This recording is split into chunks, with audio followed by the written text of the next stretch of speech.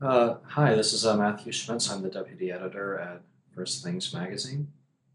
And I am Timothy Noah, and I am a contributing writer for MSNBC.com. Tim, great to be talking to you today. How are you? Good to be talking to you. You can't see me, so you don't know that I am actually doing this blogging heads from my backyard because it is such a gorgeous day that I decided I would do it from the backyard and run my computer battery down just because it was too beautiful not to. Wonderful. Um, well, what shall we talk about today? Well, Tim, where's your backyard at? Do you live in Virginia or Maryland, or where are you? I live in the District of Columbia. Okay, you live in the district.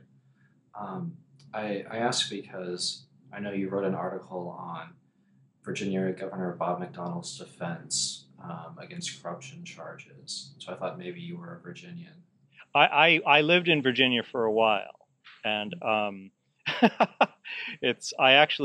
wrote a piece for Slate about this at the time. I moved to Virginia um, uh, uh, for personal reasons, but I had some trepidation because I had lived in the district for a long time, and I'm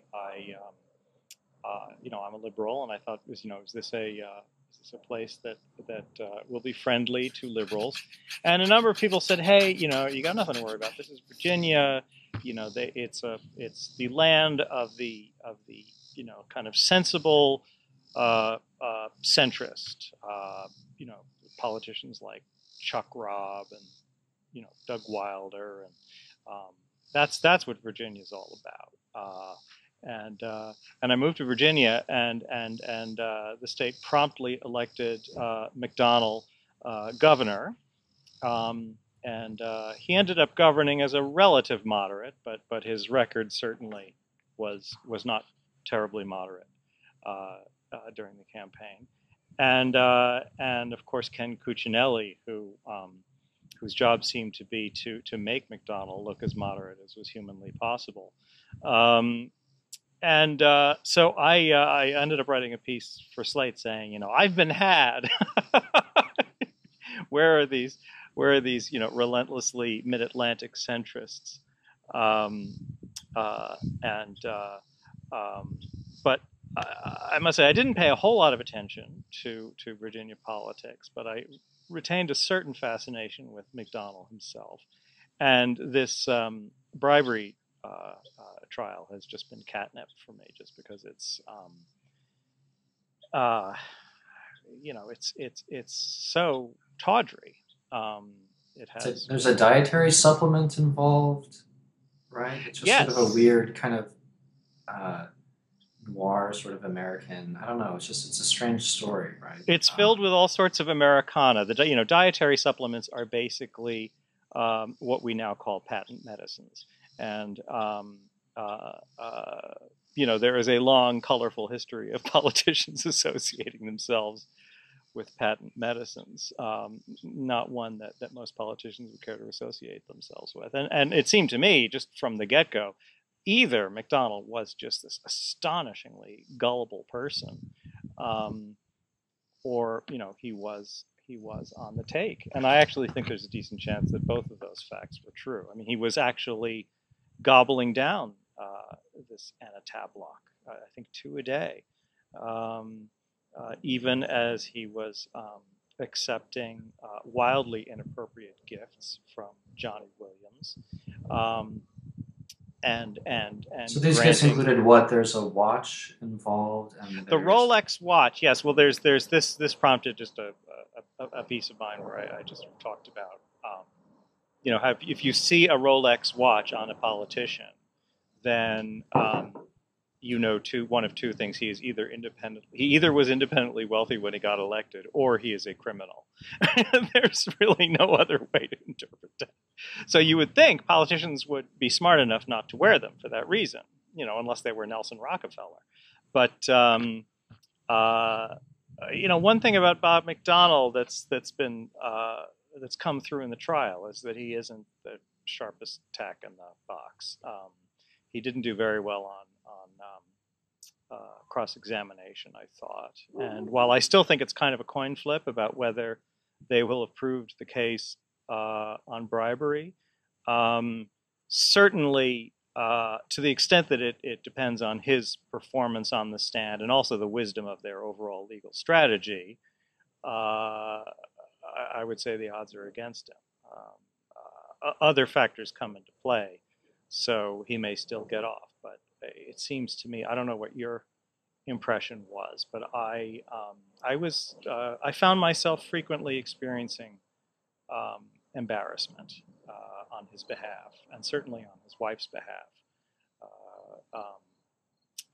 during this trial. It's the strategy has been fairly brutal on the reputation of Maureen McDonnell, who is, clearly was very unhappy as First Lady of Virginia, and not terribly nice to her staff, and had no particular moral compass when it came to taking money from Johnny Williams. But it's, one sees the best that can be said of her husband was that he had only a slightly sharper moral compass or better moral compass than she did, and not enough to disprove the charge of bribery. Another piece I wrote on this was just about the day that McDonnell spent talking about what a bad marriage he had, which in addition to being, I just think, personally shameful, pointless, because all he really demonstrated was that he was in a marriage. I mean, the things he described were things that could happen in a good marriage. They could happen. Yeah, and that point of yours really fascinated me. You're saying that it's not so much a bad marriage. There's conflict. This is just what marriage is. This is what marriage can be on any given day. It's not that every day, but we don't know whether it was that way for him every day. And my second point was that I don't even really think that I think it's too hard, especially when you're a third party, to talk about good marriages and bad marriages. I think you can talk about marriages that are more difficult than others, and it's well established that political marriages are typically difficult marriages, and they're typically difficult in sort of disproving Tolstoy in this case. They are typically difficult in ways that tend to be the same over and over again. They tend to be the same story. The guy, if the politician is a guy, or it can be a woman, politicians tend to be narcissistic personalities who are good at dealing with large numbers of people and less good at dealing with the intimacies of a marriage or a family. They're away a lot. They're asking an awful lot of their family. Plus, if the politician is a man, his wife is asked to perform this ridiculously archaic role of First Lady, which puts women in a time warp. It sends them back to 1952, and even for I would imagine even for a very conservative person like Maureen McDonnell, who had actually been a cheerleader, in that role of cheering on the men. I think even for someone like that, a cheerleader for a team called the Redskins, how more antiquated can you get? This is terrible. That's right. But even for her, look, she's living in the 21st century too. She must have felt like, what did I do to have to carry this load? I didn't run for governor. Right. So anyway, sorry, I've been yakking at great length. So I was fascinated particularly by that kind of argument of yours that the institution of the First Lady, is antiquated. Obviously it's not. If we kind of go back over, for the U.S. presidency, and I think you're right that those forces also apply, whatever, for governors, for other politicians' wives. Mm-hmm. It's hard to see like how the institution of the First Lady has conduced. It hasn't been kind of a string of very happy women, from what we know. For the most part, you have women who've had to tolerate serial adultery. I think in your article you cited you know, uh, Franklin Roosevelt. You have John F. Kennedy. Obviously you have Bill Clinton and Hillary's kind of being forced to tolerate what was going on with him.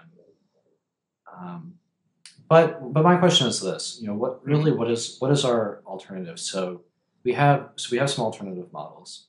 All right, so you're saying that the first lady is antiquated, but if we're to move to a different model, so one possible model that just occurs to me at the moment is you have Eric Schmitz, CEO of Google, pretty kind of similar role to that of a politician in many ways. He's in the public eye, a lot of demands on his time, and he gives us maybe a kind of Silicon Valley model that we could try to import to DC. And that model is that he's in an open marriage. Oh, is he really? I didn't know that. Yeah, well, it's I don't know if he officially declares this, but it's kind of widely discussed on these kind of Silicon Valley sites like what have you, TechCrunch or whatnot. So well, the fact that I didn't know that speaks volumes right there. I mean, it's right. Just not. I mean, corporate wives used to be first ladies with girlfriends or whatever, and his wife doesn't seem to really be happy about this arrangement. But right, it's different from the one usually adopted by politicians, where whatever kind of gallivanting is going on, it's less flagrant. So that would be one model. And the corporate model is a good example, because when I'm talking about how this is a situation that harkens back to the 50s. Back in the 50s, if you were the wife of the CEO, you were sort of paraded around as this legitimizer of your husband's bona fides in the way that political wives are today. And that just doesn't happen anymore. So, I think the presidency and as you say, it's not confined to the presidency. Political wives could look to the transformation that's occurred in corporate America. It is now recognized as inappropriate to see the wife of a corporate CEO as some sort of ambassador to humanity. They're off leading their own lives. Maybe they're happily married. Maybe they're unhappily married. Nobody cares. Right. So your kind of feeling is that these people there's no need for them to really be in the public eye, performing a ceremonial role. They should just kind of whatever they're occupied by is what they ought to do, like it would be with many couples. That's your. Jill Biden, I think, isn't she a psychologist? I think she actually. I don't know. Yeah, I don't know. I think she actually has a practice or a job. I think she actually does. I mean, unfortunately she has to go do the whole first lady thing too, but she manages to have an existence outside of the White House, which shows it can be done. Right. So in practical terms, what are we going to see happen when Hillary is elected president? Because that's my strong prediction.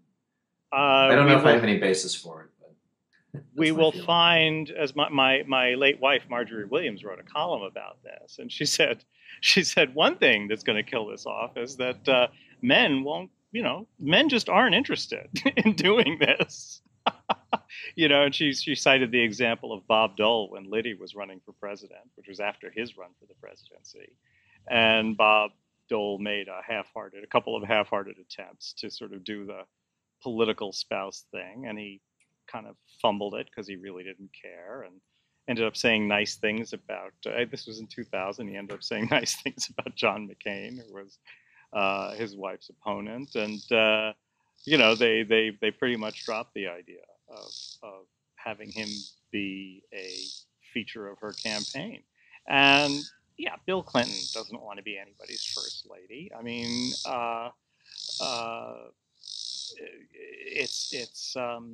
it's not a role men are used to, and it's not a role that even the most understanding husband is going to accept.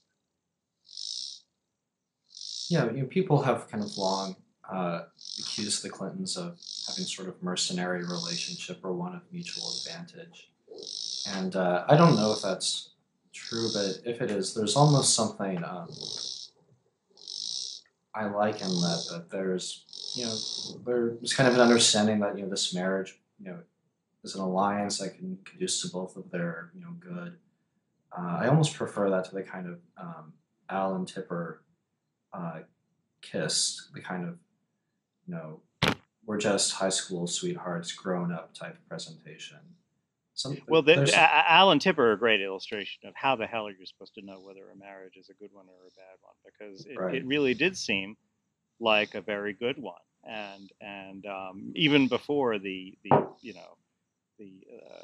that staged kiss, which was a bit much, but they seemed to genuinely enjoy each other. They seemed, she seemed to be genuinely good for him in visible ways, given the nature of his character. It was, kind of enjoyable seeing them interact, and you sense that they were enjoying each other. And for all we know, they were. But the marriage ended. It was a bit of a shock. You don't, it's the old cliche. You don't ever get to know what's going on in someone else's marriage.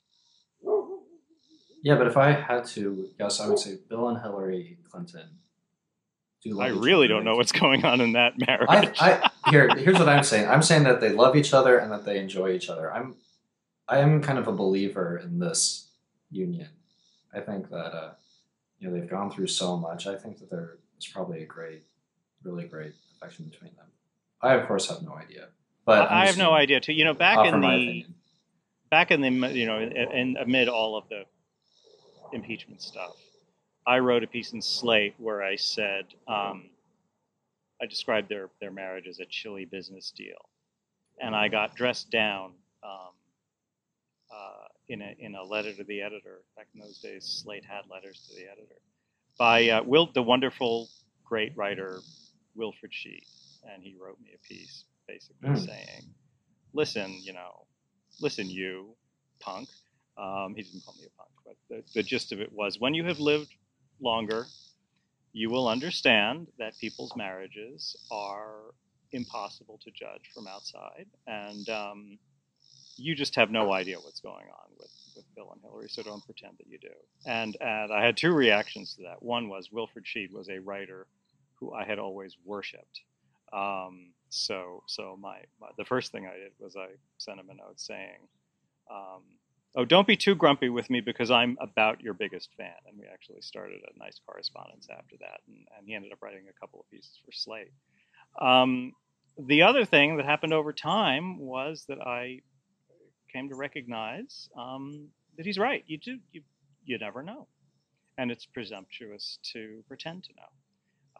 Obviously, there's something working for the two of them in that marriage, because you actually could make the case that it would have been better for Hillary politically to divorce Bill.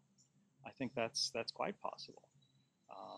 I think her staying in that marriage probably cost her some votes. Anyway, they've got some kind of marriage, and it works for them, and I think there is kind of a great mutual respect. I think Bill feels a great deal of protectiveness toward her. We saw back in 2008 that he could overdo that and actually he'd be so protective of her that he was saying things that got her in trouble. His resentment of Obama's popularity during the primaries was palpable, whereas Hillary herself managed to be fairly professional about it. Yeah, marriage is a mystery. Who knows what's going on in the McDonnell marriage? Are they going to get divorced as soon as this trial is over? Will they stay together? Is one of them going to jail? Will they stay married if one of them is in jail? These are all unknowable questions. But what I do feel quite certain about is that it did not help McDonnell particularly to trash his marriage as a defense strategy, and it was a ghastly, disloyal thing to do, and to me, a somewhat surprising thing for someone who professes such deep Christian faith to do. I actually I do not expect that kind of. I am surprised to see that kind of behavior in someone who is a very devout Christian, and I don't doubt that he is. I think your words are well chosen and very much to the point. It'd be more exciting if I could disagree with you, but yeah. For that matter, and here you can call me naive, I was taken aback by the whole situation with Johnny Williams. I also did not expect a devout Christian to commit such obvious ethical breaches, regardless of whether they were prosecutable. They were certainly deep ethical breaches, and I thought, how does this happen with someone who is, in my mind, religious to the point of intolerance and self-righteousness?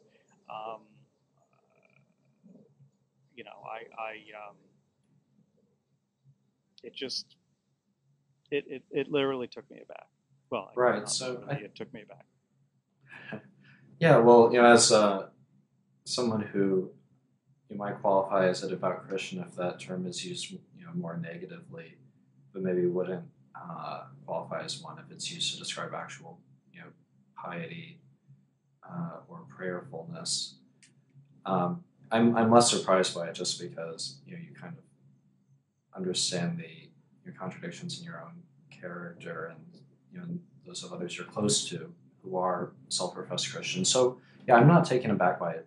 What I do think he's not the first devout Christian who sinned, is what you're saying. Right, but I think there's something kind of powerful that you're touching on here, and that is I think that right now there's something kind of interesting going on where there's a real sort of for the kind of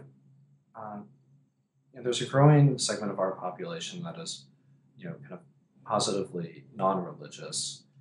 And then there's also people who are maybe vaguely spiritual but are disconnected from any religious institution. Say they're not going to services weekly. They don't identify as Christians. They don't claim to read the Bible even. Who knows? I'm not sure that there is like a really radical change from kind of historical levels of religious observance. You can read accounts of 18th century England of kind of empty churches, but there is a kind of a greater distancing from any sort of public profession of Christian faith. And so I think in this context, we become increasingly uncomfortable in talking about sins, except for there's one sin that we remain very comfortable talking about, and that's the sin of hypocrisy. Mm-hmm. There's something, and you see that absolutely operating like in the political sphere, and in a bunch of different ways. So one identifiable way is you have the kind of Barney Frank rule in politics, which is it almost seems like a kind of antique thing from debates of I guess it was like a bigger deal maybe 10 years ago, but the idea was that it's wrong to out closeted gay politician unless they oppose gay rights. So there's a sort of idea that there's the kind of one thing that can be there are more specific things at work there. It's sort of like a rule specific to the movement of gay rights.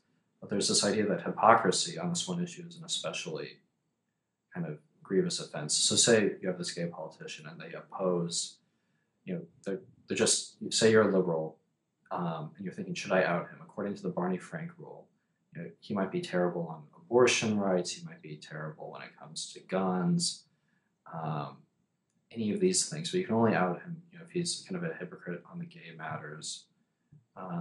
And that always kind of struck me as curious, because you could certainly have, say, a politician who likes to have sex with men, but who feels like he shouldn't Right. do that, and so he remains in the closet. So is he a hypocrite, or is he just another confused, inconsistent human who might be right or wrong about And having that sex kind or of having his belief? that kind of hypocrisy I understand, because when you're dealing with sexuality, you're talking about a realm of personal inclination and sort of powerful compulsion that but I don't think there is such a thing, maybe I'm wrong, as a natural compulsion to accept bribes. Uh, I doubt it's as powerful as the compulsion towards sexual orientation. Right. Maybe it is for Well, I some guess. people. I don't know. Well, what I want to say is this. I wonder. So it's kind of. I think that hypocrisy it's become a bit of like a tumorous concept. It's growing to encompass more and more things that I am not sure are hypocritical. So in McDonnell's case, um, you know, is he a hypocrite? Possibly in some sense, certainly he is, but you kind of have this idea. So here's what let me kind of nail down what I think I object to, and kind of the way that hypocrisy is often deployed. It's sort of used to as a bludgeon against people who make any sort of moral claim, and they can be hypocrites. But if you don't make a moral claim, you really can't be a hypocrite. You can maybe still be, corrupt, or you can kind of make a mistake in this way or that way. But at least you're not a hypocrite, which is really the worst offense. But it's only if you're like a kind of social conservative, or something else. You're kind of like a, what have you. You make some kind of public moral claim, but then you become guilty of hypocrisy. And so it's a way of sort of disqualifying any kind of moral witness in the public square. This is my kind of suspicion when I see a lot of these accusations of hypocrisy going on. Mm-hmm. And you say, look, especially, they're often like leveled in, kind of sexual matters. So you have like whatever, David Vitter, who was the client of the DC Madam, this senator from Louisiana. I think those are all the details there. And so, he was a social conservative, and it's kind of said he's a hypocrite, and this was kind of viewed as like especially disqualifying his viewpoint of social conservatism. And I think in a way that's fair. Say if you're going to kind of publicly assert that the moral order is important, maybe you should try to privately abide by it. But in another way, I'm just so unsurprised by the idea that humans are inconsistent that I kind of think that the deployment of this ad hominem argument is sort of used not for clarification, but for the disqualification of moral claims broadly. Right. And it's not something we've done consistently. For example, we know that Martin Luther King had certain moral failings, and we know about them because of a sort of unbelievable abuse of power on the part of the FBI, and sort of unforgivable behavior by J. Edgar Hoover, who I think at one point even didn't Hoover have somebody suggest to King that he kill himself,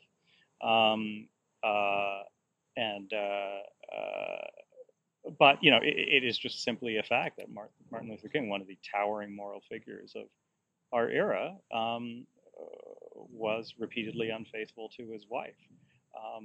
We don't seem to care very much about that, and I think that's right. He was a man of the cloth. He was a minister.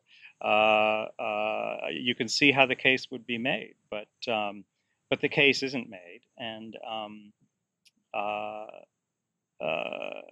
perhaps if King had been more outspoken about the sins of adultery, it would have been made.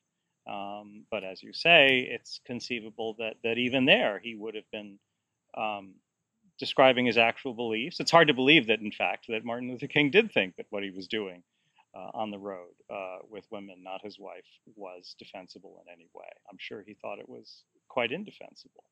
He did it anyway. Yeah, it's a hard one, and I have been on both sides of this argument myself. So it's hard to know where to go. There is, I suppose, I would say, there is a point at which the public denunciations of behavior that one is engaging in are so vehement that hypocrisy is too powerful to ignore. But that's a subjective judgment. Right. Well, I think that there's a kind of instinct. There's a righteous instinct in this sort of Barney Frank rule. The basic idea is that if you're picking on people, that makes it fair to go after you in a way that it wouldn't otherwise be. If you're kind of a bully, it's fair to kind of hit below the belt.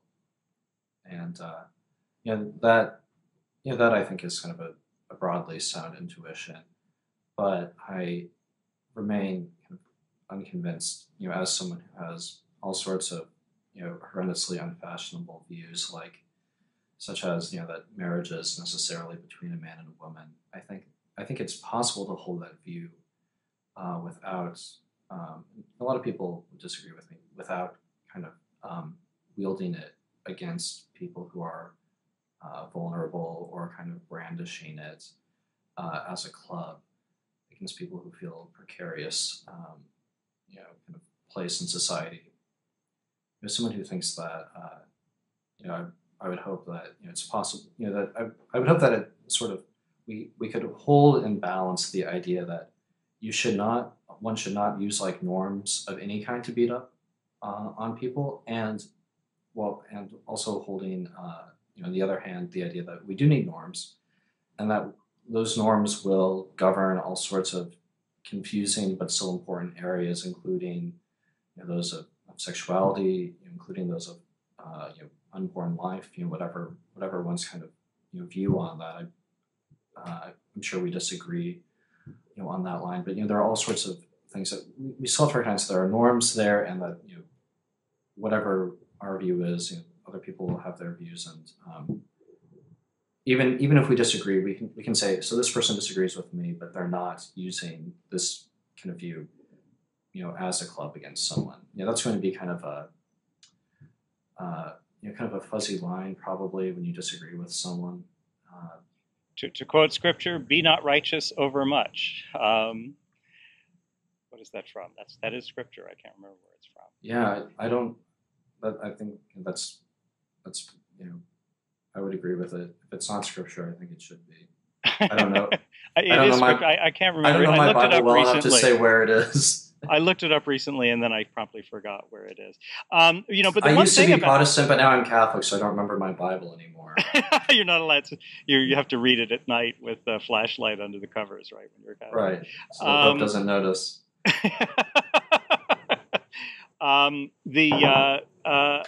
The thing about this is that we are, when you're talking about, we're sort of talking about the culture wars, and the thing about the culture wars is that they are largely disappearing from the scene. If I may be so bold, I would say I think my side has mostly won. I wrote a piece about a year ago where I said we've basically won, except on abortion, and more recently I realized that I should have also included contraception. Who knew that contraception was going to become controversial? And also gun control, which I think probably belongs in the culture wars, and liberals are certainly losing that one big time. Although in another sense, I've written they're winning, because what's really happening with gun control is that you're seeing, and I think you could make the same case about the politics of the religious right as well. You have seen a move towards more extremist views as the activity represented has become less mainstream. Fewer people go participate in organized religion, and as a consequence, you have less activity with the mainstream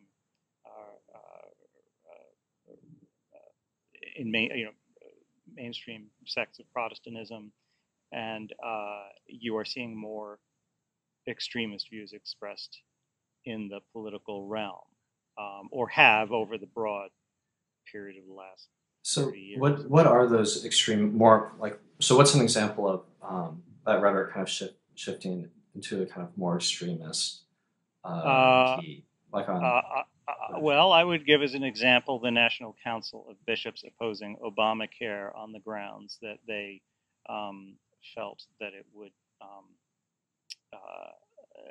be public funding of abortion, which, even if you believe that to be true, which I think I think it's not true, but even if it were true,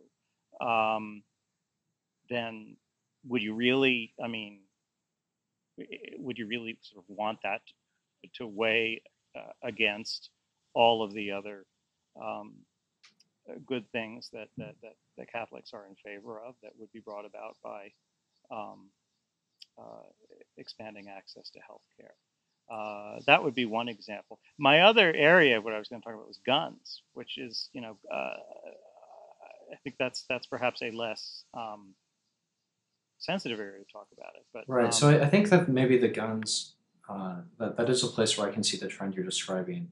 Just briefly, I don't really see the trend otherwise, or I see that the kind of trend of increasing extremism, among sort of moral traditionalists. I see that kind of occurring only in the sense that their views of people like me are basically remaining stable, but the center is moving away, and so they appear to be more extreme. So an idea that would have been unremarkable, about how one defines marriage would have been kind of unremarkable 30 years ago, now seems really contestable. Make it 5 years ago. I mean, that change has come really quickly. Yeah, that was quick. Now it seems contestable or indefensible, or even kind of maybe morally disqualifying to have that view.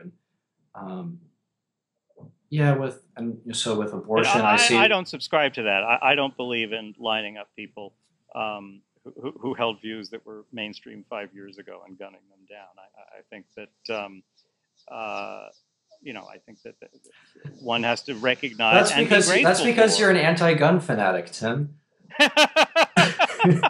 I thought you were saying that's because your side won.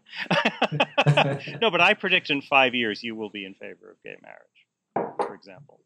We should get back together then and see about that. I'm less optimistic about my moral progress, but I see also with the contraception debate, we're kind of moving to really who's becoming more extreme. I think you just see with Obamacare, there's more pressure put on these issues. They have to be decided, and contraception just didn't used to be controversial. I remember having a conversation with somebody in the late 90s saying that that the social conservatives were starting to focus on, they were getting bored with abortion and they were starting to focus on the contraception issue. And I said, "Oh, come on, that's never going to happen." Lo and behold, it happened. And it happened, it seems to me, in this very sort of sneaky way where you saw social conservatives moving away. And now let me ask you about this. I'd be curious to know your views on this. It seems to me that the old-fashioned kind of social conservatism was what you were describing before, the willingness to say this is right and this is wrong. And recently, social conservatism has co-opted the technique of pluralism. I think it's kind of used liberal means to achieve conservative ends, where it's no longer contraception, it's no longer sexual relations between unmarried people is wrong. Now it's I happen to think that sexual relations between unmarried persons is wrong, and therefore, if I have to pay for that contraception, then you are discriminating against me, which I have to say drives me this sort of adoption of the language of pluralism. It drives me crazy and makes me wish that social conservatives had kept to the language of I think this is right, I think this is wrong, end of story, which I may agree, I'm usually going to disagree with, but I think that's the real stance anyway. This stance of I am a beleaguered, an oppressed minority. I think is fake.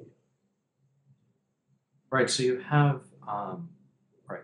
We can have kind of carve outs for the Amish, right? It's a tiny minority of people. They practice an obviously eccentric form of life, and so exempting them from certain things, like educational requirements or the military draft, seems that seems socially supportable for a kind of country of our size. Or at least it has been. Amish are starting to wig out a lot lately. Have you noticed? There've been lots of stories about Amish there's been weird like things. Amish kind of crime or whatever. I don't know what's going on there. It's like it's a whole new genre of news story that is totally unfamiliar. The cutting off the beards, and what was the more recent story? The beard controversy. We need to have a separate session on what's going on in Amish America. The Amish crack up. I'm sure that the Amish will not appreciate our intervention, but we could give it a go. It's the price you pay for being in the newspaper. Right. So, we can have an exception for the Amish. We cannot have an exemption from broadly applicable laws for half the country. Mm-hmm.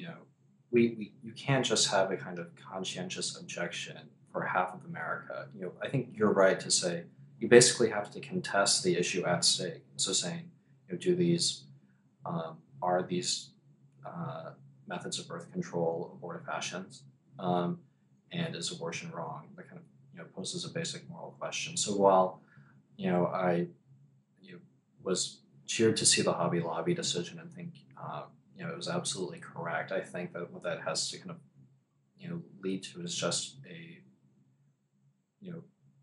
revision of the law more broadly. You can't exempt effectively half of the country from the law.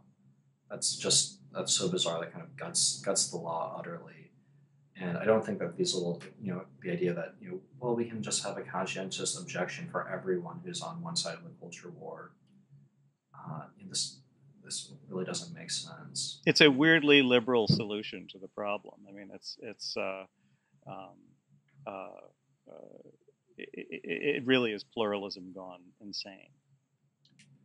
Yeah, I think it just really overestimates the possibilities of pluralism on some of these things. I mean, it's also an extension of the pluralist principle to non-human entities like corporations.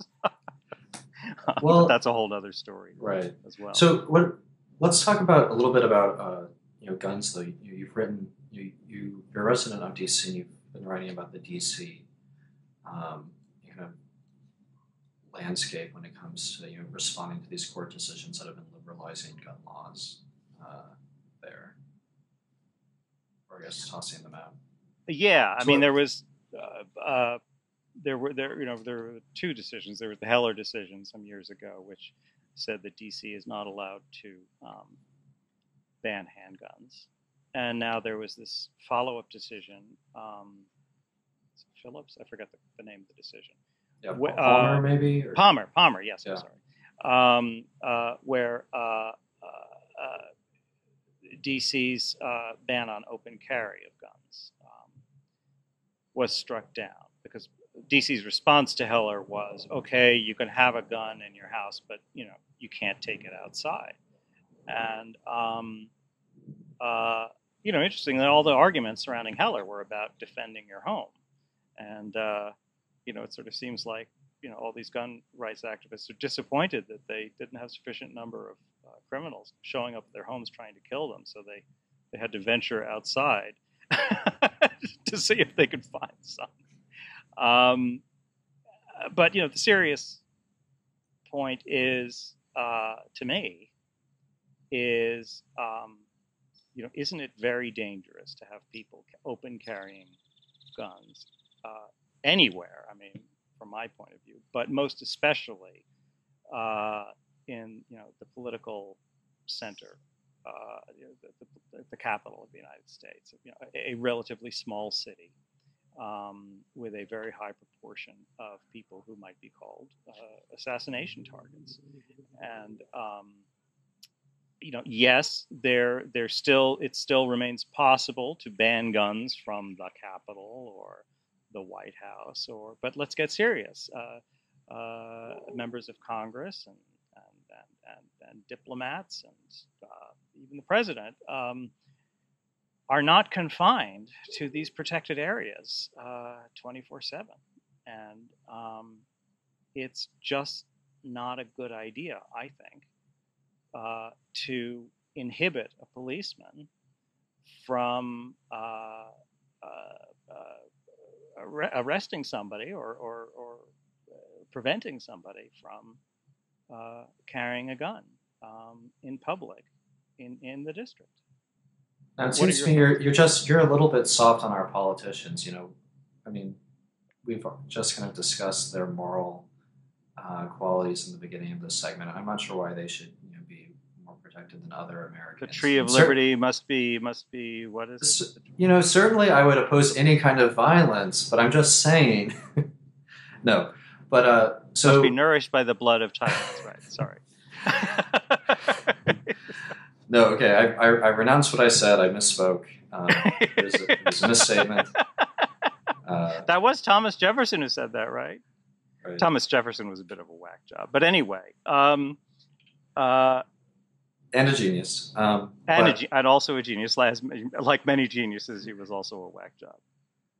Right. So I think you're right. What you said earlier, that this gun issue is a culture war issue, but I have to admit I'm somewhat befuddled by its status as such. When I think about when we have these kind of controversies over guns in the wake of school shootings, there are these very strong partisan alignments when it comes to guns and whatnot. I grew up in a small town, Nebraska. I myself own kind of 12 gauge shotgun, a couple of rifles. But how old are you? I'm 28. So I probably had my first gun. Were you a hunter? Yeah. So I still hunt. I'll go antelope hunting in Wyoming with my family this kind of next month here, and then a month later I'll go deer hunting and go home. And you're aware of the fact that's an activity that fewer and fewer people engage in, and also that is used less and less to justify gun ownership. Right. So here we're talking about something kind of totally different. So I kind of have this huge familiarity with guns. They're sort of constant feature of my upbringing, but there are always these kind of never sidearms, firearms, kind of instead. So I'm just sort of not sure. I don't understand why. Kind of why people want to carry open carry guns. People talk about self-defense and all this, but I'm not sure to what extent these items are valuable aside from a kind of psychological reassurance for people. Maybe I would think otherwise they maybe make life somewhat more dangerous. Having a sidearm around. If you're not a kind of avid marksman, or you don't use it in some sporting context, I'm not sure what sporting context it would be useful in. I'm sure what I would argue is that the profile of people who express opinions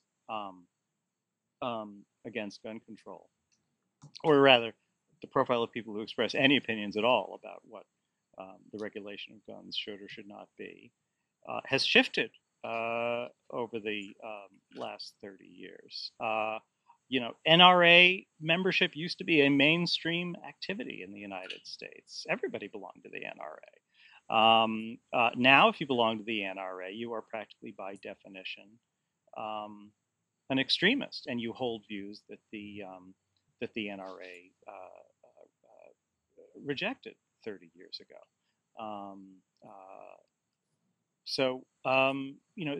It's a result of the shrinkage of the.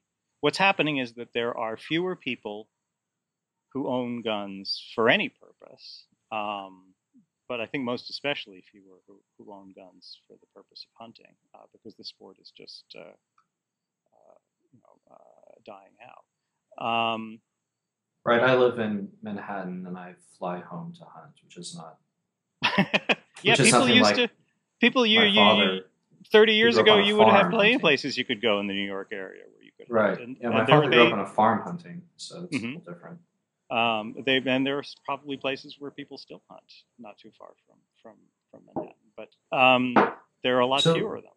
Yeah, so I don't see on the one hand why there is kind of right. So there are constitutional questions at play. There are different schools of constitutional interpretation. I understand that, but setting that aside, I don't understand the movement for these handguns, other than maybe as a kind of constitutionalist one. They want to vindicate the Constitution, perhaps, but I don't it's really people see. Acting like an embattled minority. They are a minority. They feel embattled because there are fewer of them. Their way of life is more alien to the mainstream than it used to be, and that I think that creates resentment and extremism. Possibly, yeah. I mean, but as a kind of member of that minority, someone who hunts, I don't understand how having open carry in DC helps me in any way as a guy who wants to hunt. Right, it doesn't. Out in the open country. But I want to say this on the other side too. I don't understand. I also don't understand, and here maybe you can inform me, why people are so optimistic about gun control regulations preventing violence, because I myself don't have a strong sense that gun control is effective in producing kind of measurable outcomes. I mean, unless we say adopt a much more radical program than is ever going to be on the table. And that being the case, it just seems to me that the stakes on both sides ought to be lower than they are on the question of gun control, while we should continue to, of course, feel outrage at violent acts. Am I wrong about that? I think the debate now has shifted so far in favor of gun rights that I can't prove it, but I think I have to believe it does make a difference whether there's a background check of people who are purchasing guns, for example. Is that contested though? I mean, surely that's just a kind of obvious, sensible measure. I don't know. I think the NRA supports that. No, I'm not. No, I'm not. Well, they certainly don't support it for gun shows. I'm not sure where they are, but in general, a lot of the quote unquote reasonable positions the NRA used to hold, it no longer holds. I mean, the NRA's modus operandi is it believes whatever it has to believe at any given moment. One of the reasons they almost never have, actually now they almost never do lose, but when they even back when it was a little harder for them to win, their modus operandi was to oppose, and then if the bill's going to go through anyway, okay, we support it. Kind of classic lobby technique, where your positions are basically determined by what can be stopped and what can't be stopped. Yeah, so there's certainly fanaticism going on. I don't know if you recall this story. There was a writer for maybe it was Outdoor Life or something, kind of one of these hunting magazines that my family subscribed to, and he made some kind of statement about gun control that wasn't in line with, kind of laissez-faire position, and he was fired. I mean, he got just totally flamed. I mean, he's a guy who makes his life writing about hunting, basically about operating firearms. Mm-hmm. And this was this must have been like 10 years ago. I remember this controversy. So that's just madness. It's kind of moral, kind of purging someone who doesn't agree with this party line. But at the same time, so with Heller and with this Palmer decision, there is still a fair amount of operating room for the DC kind of city council and mayor's offices. They're not kind of restricting guns from any sort of. Well, we're in the process of finding that out. Right. I mean, so they can still say do background checks, like licensing requirements. So I mean, this, as radical maybe as these decisions seem, it appears to me that there's still a lot of tools in the hands of people concerned about guns. Well, DC, the worry, the open carry worry in DC would be less with DC residents than, although there's some concern there. But I think the greater worry would be with people from outside of DC, which again is not a very big place, who show up with guns. Sort of angry people with agendas who show up with guns in DC. I'm not keen to see more of those people. If they're angry people who are unarmed, fine, let them come and express their views. But angry people with guns frightens me. Right. Yeah. I don't feel this kind of threat of political violence in the way you do. It's just not.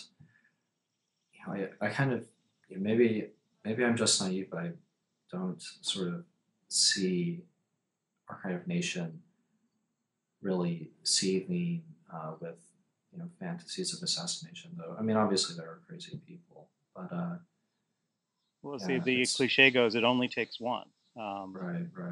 Well, it's true, like many cliches, obviously. But maybe it's not true. Of course, like in Kennedy's assassination, that was a very intricate conspiracy involving the Democratic Party, the communists, all kinds of people. Lyndon Johnson. So the Lyndon Johnson assassination theory seems to be picking up lately. I don't know what stirred that, but it seems to me I encounter more crazy people these days saying that Lyndon Johnson killed JFK. Are you finding this as well? Yeah, I think that we can blame the internet, probably, right? Just sort of surely. Or maybe it might be the Caro biography, which underscored what is indisputably true, was that the JFK assassination perversely really saved LBJ's bacon. He was in big trouble right before the assassination, and the assassination was a weird sort of get-out-of-jail-free card for LBJ. Sort of prosecutors were probing links between him and Bobby Baker, and Life magazine was preparing a big story about it, and he was didn't have much power and was not particularly well thought of by people in the Kennedy circle. Might even have been dropped from the ticket in '64. I underscore all these things merely to point out the fact that in a perverse way, the Kennedy assassination did benefit LBJ. But I am not suggesting to anybody watching that he had anything to do with the Kennedy assassination. I feel quite sure he did not. I am not even suggesting that You're going to be on the Media Research Center website as soon as this video goes up. I would not even go so far as to suggest that he was gratified by Kennedy's assassination. I think he was not. But right. So we have, obviously in DC, there's a particular threat, and you rightly point this out, an anxiety around assassination, and that should be held in consideration here, I would think, or my view is whatever the kind of constitutional issue is, there's, if we decide that, the Constitution permits, as many guns as we want, or, it forbids them, there's still practical considerations we can weigh separately, and that's one of them. And, and then further, there's just the kind of broad question of what actually helps conduce to, safety in neighborhoods where there are a lot of, violent, gun crimes. And that's a question that I'm curious about. And, I neither have a strong sense of whether gun control can help those neighborhoods, nor do I have a strong sense of whether gun control can I think it ultimately we've seen at Newtown. I mean, every illegally purchased gun was at one time purchased legally by somebody, right? So, so there has to be a point at which minimizing, reducing the availability of such guns does make a difference. What the tipping point is, I can't tell you, but I would be very interested in looking for it. Right, and then, well, one other thing I think is worth pointing out. It's not just about the kind of practical effects. One thing, about kind of symbolic politics, the kind of culture war element of this that you pointed to, is that if you say have, especially something like open carry, where there are guns, kind of displayed in public, that's a sort of statement about the kind of public sphere that we want to have. Right. There have been a lot of protests. There have been a lot of protests recently where, Second Amendment advocates have been just showing up in restaurants. I think wasn't recently there was a whole bunch of, there was like a gun meetup at Chipotle's. And of course, it absolutely freaks out the people in the restaurant. What do they expect? Right. You also have this happening, among Black Americans, kind of gathering and, exercising their right to bear arms, and they feel that, there's like, this expression of fear, of Blacks and kind of disenfranchisement of them. So you have this, coming from a couple, sort of different sectors, maybe expressing different things. Right. And but speaking for myself, I don't care what your ethnicity is. If you have a gun in my immediate vicinity, I am going to feel concerned for my personal safety. Right. But not everyone feels that way, right? That's what's interesting. For some people, and I have to say, the lily liver that I am, I think I'm more with you, Tim. I don't understand how it doesn't say something negative about the social fabric to kind of be burying guns in public. That's kind of rough intuition, but other people feel differently. That I think there's some kind of moral, positive kind of moral vision they see. They're like having expresses a sort of individualist values, the idea of self-reliance. There's no need of the for the state to defend me. I can defend myself. Right? It's also it's just a big screw you to the perceived elites, and that I can get behind. Like so much of our politics, it's poisoned by the problem of growing income inequality, which is my hobby horse. I wrote a book about income inequality a couple of years ago called The Great Divergence. You were a little bit ahead of the curve on this. I know I was, but it kills me that I didn't get rich off of income inequality. But one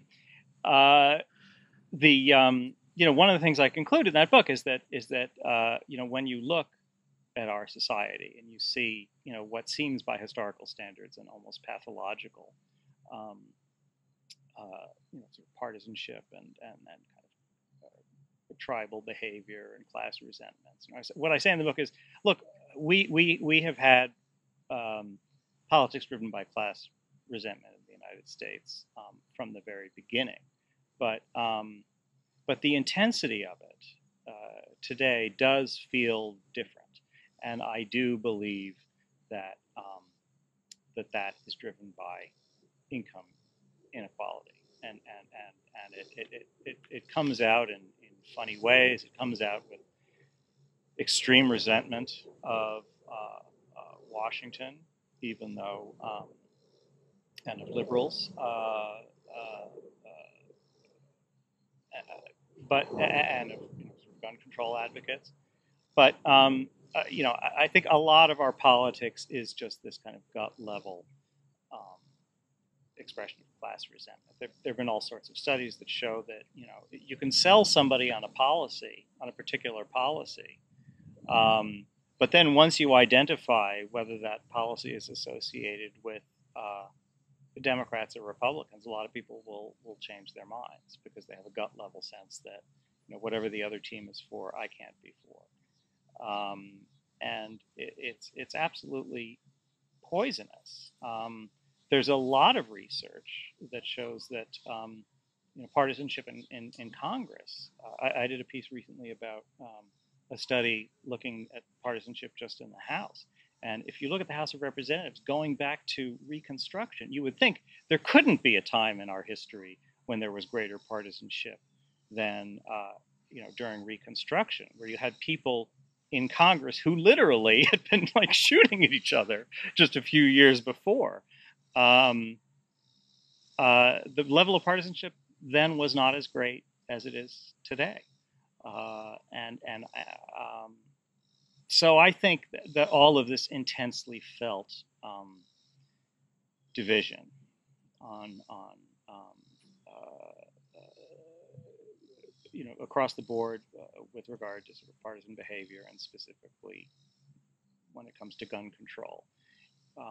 It's an artifact of this period of growing income inequality. Right. Yeah. I'm sure that is the case. Not being well acquainted with the data, I think that obviously when you have a kind of these vast disparities, that's going to exacerbate social divisions. What I worry about is that we lack a kind of moral vocabulary that can be, one sort of that can be shared by both, kind of the suspicious populists and the elites that they're suspicious of. It's hard. I'm a Nebraskan, and I share the view of my ancestors that William Jennings Bryan was an immensely beneficial political actor in the way he was able to kind of take hold of these fabulous sentiments and really, despite his kind of electoral failures, hammer out an agenda that, in terms of proposing the income tax, kind of a looser money with the silver standard that I think a lot of macroeconomists now say was the correct policy, just in empirical terms. The way he was able to do that, propose that with a Christian moral vocabulary that spoke broadly. As someone who works for a religious journal, that's the place where I see kind of a populism that was channeled to good ends and was done so using a kind of biblical moral vocabulary that was shared by a largely Protestant America. You don't even have to go back that far. I mean, you could FDR also sort of talked about a government that embraced small c Christian virtues, and that in fact, I'm intrigued by the fact that the word Christian with a lowercase c has fallen into complete disuse. You surely have thoughts about that? Right. Well, before Christian was a kind of polite way of saying we're all, we're not heathens and we're not Catholics. It was really kind of largely kind of wielded in that way. And now, like you mentioned earlier, you've seen the decline of mainline Protestantism. And that was sort of the consent. Those were sort of the institutions that held together that idea. And so you had sort of the Christian churches, and then there were the Black Christian churches. Not unchristian, but sort of a different network. And these representative journals, which still exist and are excellent despite their various blinkers, like the Christian Century. The title of the journal sort of expressing that idea that this was a Christian century, understood as a sort of liberal, reasonable, competent American Protestantism. And that's gone away, and that's going to, I think that's vexing us in many matters. So my hope is that the American elite, godless and heathenish as it is, gets religion and or at least sort of reckons with this idea that how can we kind of unite our society without this language? I think that's a very broad problem, one I can't really put my head around. I would be satisfied simply by a revival of the term Christian with its lowercase secular meaning. Just that notion. Where sort of people of any faith can use the word to describe a sense of sort of consideration for other people, and particularly those less fortunate than yourself. Maybe it's politically incorrect. Maybe that's what's happened to that word. But capital C Christian has become, it's become this adjective for fundamentalist. When something is described as Christian, it's what is meant is that it is not something that's associated with the mainline church. It's associated with some form of fundamentalism or evangelicalism. Right. We have to. There has to be a kind of ability to speak, broadly. Christianity won't make sense to anyone if it's not very obviously a defense of the vulnerable. I think that broadly people intuit that. It's kind of what Bush wanted to get at with this compassionate conservative idea, at least saying like, I'm not here to screw you over. And unless Christianity appears in that form, it's going to not have much public credit. So I think you're right about that. Well, I think we've been going for more than an hour. I hope our viewers aren't too disappointed that we didn't end up disagreeing about very much. But I enjoyed our conversation, and so I think this might be a good place for us to bring it to a halt. A call for greater fellow feeling, less inequality, more sense of responsibility towards each other. I can't top that. Can you? Well, let me introduce controversy by saying this is absolutely not the time to end the dialogue. We should keep going, but I'll concede. I'll concede that to you, and we can wrap it up here. Okay. All right. So with that, we will. I enjoyed talking to you, and hope to do it again soon. Yes, same here. Thank you, Tim.